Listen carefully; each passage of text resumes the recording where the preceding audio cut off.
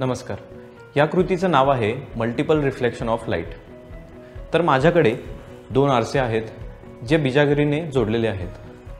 कोनाच्या मापनासाठी एक कोन मापक अर्थात प्रोट्रॅक्टर ठेवलेला आहे आणि एक ऑब्जेक्ट ज्याचे प्रतिबिंब आपण आरशात पाहू शकतो.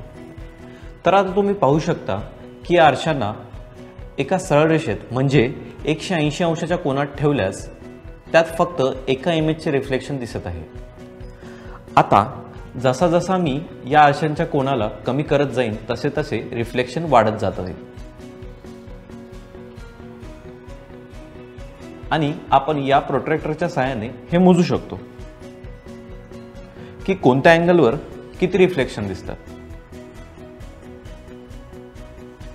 तर यालाच म्हणतात मल्टिपल रिफ्लेक्शन आणि याचा अर्थ की प्रकाश याच दोन आरशांमधून अनेक वेळा रिफ्लेक्ट होत आहे.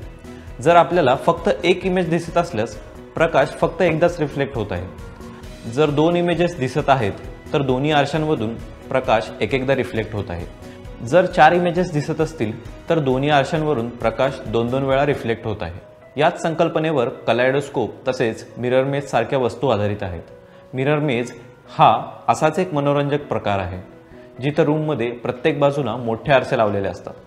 त्यामुळे प्रत्येक बाजूला आपले प्रतिबिंब दिसते. त्यामुळे अशा मेजमधून बाहेर पडणं कठीण जातं. तर आशा आहे तुम्हाला हा गमतीशीर प्रयोग आवडला असेल. पुन्हा लवकर भेटू अशाच मजेदार प्रयोगासहित. धन्यवाद.